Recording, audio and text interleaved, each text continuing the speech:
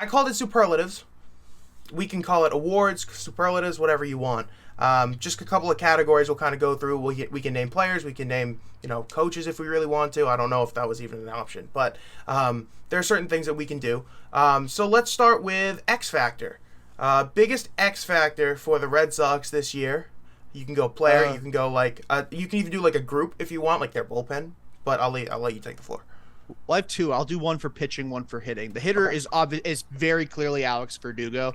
He has to be at least 2020 level of the hitter he was. I think he had like an 850 OPS. He doesn't have to be quite that good, but he's got to be like a 2.5, 3-win player. Like if he 2020 or 2018 Andrew Benintendi is what Alex Verdugo needs to be. Like that's what he needs to be. And then for the pitching, on the pitching side, whether he's a starter or a reliever, Tanner Houck is going to have a lot of big innings for this team, and he's going to have to perform in them one way or another. So those are my two X factors there. My X factor is Rob Manfred, and let me explain here.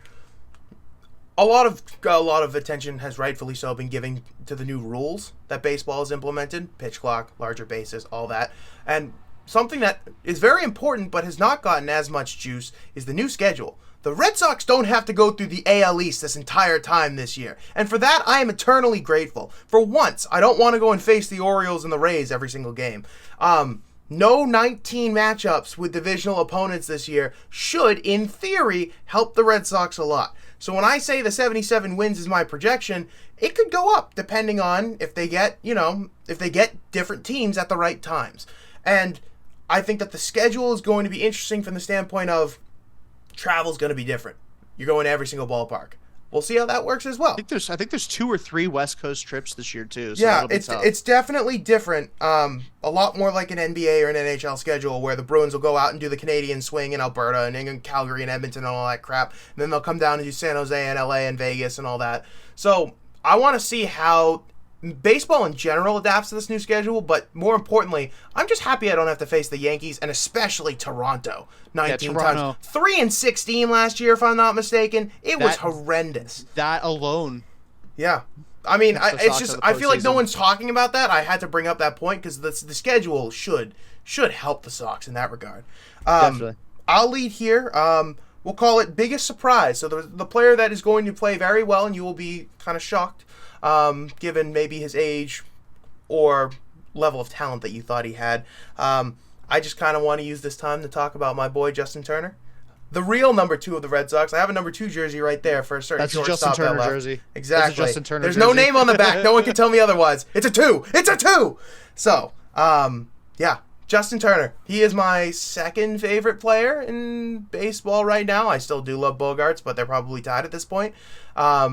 Just from nostalgia reasons for Bogarts. But Turner, I just really like. The dude's been productive for what feels like a decade and a half, even though it's probably not true. I know he's getting up there.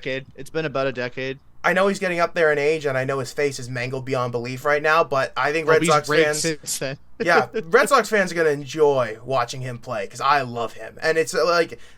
The Dodgers, there's no love lost between me and the Dodgers. Let's be honest. Like I love Dave Roberts for what he did here, obviously, but it's just really annoying to root against root for the big titan of whatever sport that they happen to play. This being the Dodgers, obviously. But I will always have a soft spot for Justin Turner. I was ecstatic when they signed him. I think he's going to really help protect Devers in the lineup. So yeah, I'm taking Justin Turner. I'm not going to attach any numbers to it because. Honestly, I probably couldn't give you accurate ones even if I tried, but I love him, so here we go. MLB The Show did do a simulation that has Justin Turner winning the batting title. Okay, MLB The Show. hitting 323 to lead the American League, but love it. My biggest surprise. Again, I'm going to go with one pitcher, one hitter because there are 2 for me. I think Corey Kluber is going to be awesome for this team. Okay. Even if he's not like turn back the clock, Corey Kluber, like I think he'll be kind of close to what he was with the Yankees, which I think was a 3.8 ERA. I think he'll probably settle in that range, 3.75 to 3.9 in that range. But what he can provide guys like Whitlock, Bayo, Houck from a mentor standpoint as a righty that can really spin the ball and kind of manipulate hitters into getting weak contact, really bad swings, getting whiffs, even if you don't have your best stuff that given day. I think Kluber is going to be huge for this team. Again, assuming health.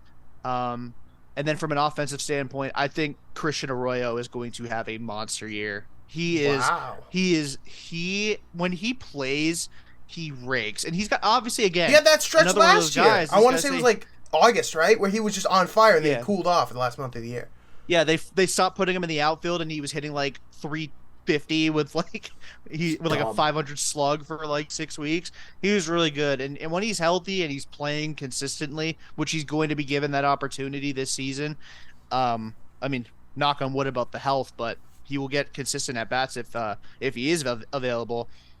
He's going to be really good, and I think we're going to finally see that top prospect that he used to be kind of come out, and he'll be like 15 home runs. He'll drive it like 50 runs, but he'll be like a 280, 340, 450 kind of guy. All right, finally, let's wrap it up with the biggest dud, someone that you think will not meet expectations. That's a tough one. Because I'm I'm very high on a lot of the roster. I think John Schreiber probably, and it doesn't really have to do with his spring training. It's just relievers are so volatile, and he's kind of burst. He kind of came out of nowhere last year, and I feel like a lot of guys in recent years that come out of nowhere don't really play that well the next year. Like just off the top of my head, I know Camilo Doval is not bad by any means. It wasn't bad last year. He just wasn't 2021 Camilo Doval, and then also like Genesis Cabrera from the Cardinals. But I think John Schreiber's due for a pretty rude slap in the face with regression. It'll probably be in the tune of like he falls from a setup guy to middle relief, kind of like he's not like setup guy to, oh, this guy sucks, never pitch him again, but he's not going to be John Schreiber of last year. I got two, one hitting, one pitching.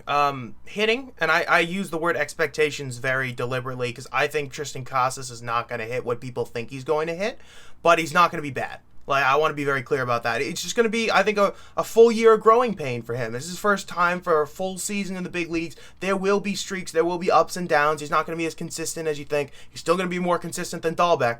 Well, actually, Bobby was very consistent at one thing, and that was striking out. I don't think Casas is going to do a whole lot of that because I love his plate discipline and his eye. But we'll see what happens. I think he's just going to be a little bit more streaky than fans anticipate. I know there's been a lot of hype surrounding him and him coming up.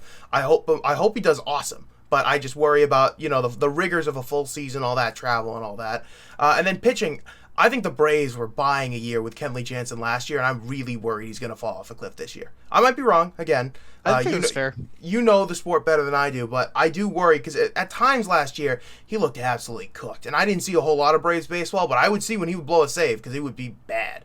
The pitch clock is still yet to know the full impact that will have on him. I bet you he's the first one that we hear saying, like, oh, the pitch clock's gotta stop. Like, it's too much. Like, among Red Sox players, at least.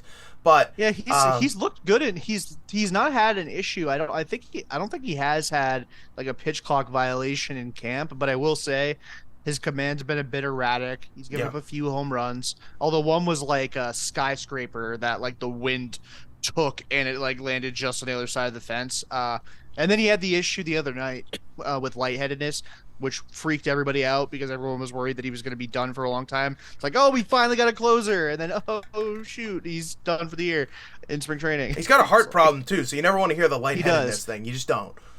He does. So it was more along the lines of dehydration, which I understand being in Arizona and not drinking enough water. It's bad, but I know he's in Florida, but I'm in. Yeah. Anyway, nobody cares. All right. I can see it though. Any final thoughts before we wrap it up? We will do another one of these episodes, maybe recapping the first week or something, or first month rather of the regular season or something. But any final thoughts that you want to get off your chest before we go into the season? I think when we look back on Masataka Yoshida's rookie season, we will be putting it up there with some of the best rookie seasons we've ever seen. Love that. Clip that. We're putting it to Instagram immediately. That's the money quote. Love that.